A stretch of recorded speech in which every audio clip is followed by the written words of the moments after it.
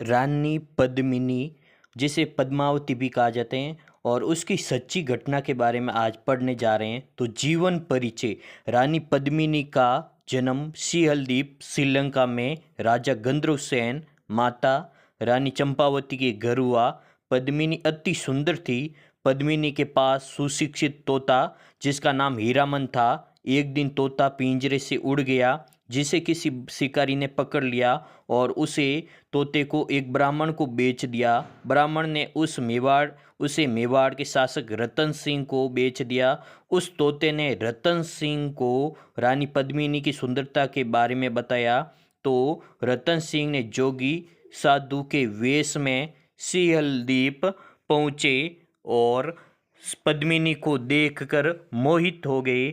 जब गंधर्वसेन को पता चला कि ये साधु नहीं मेवाड़ का राजा हैं, तो उन्होंने रानी पद्मिनी का विवाह रतन सिंह से कर दिया। रतन सिंह की सेना में एक राघव चेतन नाम का ब्राह्मण था जो जादू टोनने करने में माहिर था। तब रतन सिंह ने उसे अपनी सेना से निकाल दिया और वह अलाउद्दीन खिलजी के दरबार में चला गया। उसने अलाउद्दीन को पद्मिनी की सुंदरता के बारे में बताया।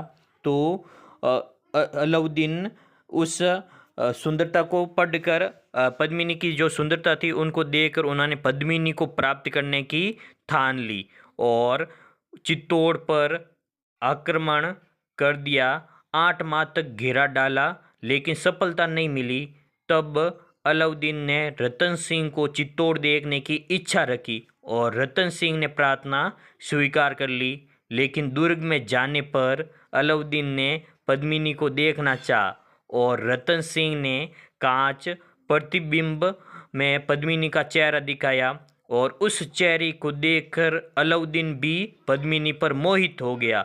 और जब रतन सिंह ने अलाउद्दीन को द्वार तक छोड़ने गए और अलाउद्दीन ने रतन सिंह को बंदी बना कर दिल्ली ले गए और चित्तौड़ संदेश भेजा कि रतन सिंह को वापस छोड़ना है तो पद्मिनी को दिल्ली शाही हरम में भेज दो। लेकिन रतन सिंह के 2 प्रमुख सेनापति गोरा और बादल ने अलाउद्दीन से शर्त रखी कि रानी अपनी दासियों के साथ आना चाहती हैं और अलाउद्दीन ने शर्त मंजूर कर ली।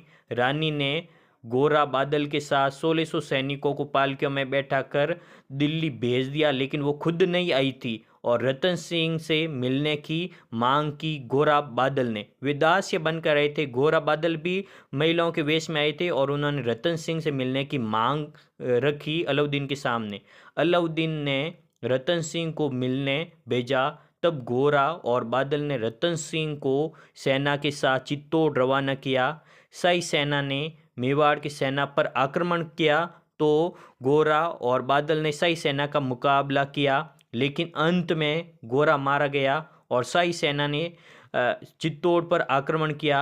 रतन सिंह और बादल वीर गति को प्राप्त हुए। गोरा तो पहले ही मारा गया था और रतन सिंह और बादल वीर गति को प्राप्त हुए। रानी पद्मिनी ने अन्य महिलाओं के साथ 1303 में अग्नि जौहर किया। ये चित्तौड़ का प्रथम शाखा था और राजस्थान का द्वितीय शाखा था। राजस्थान का प्रथम शाखा रणथंभौर में 1301 ईस्वी में हुआ था।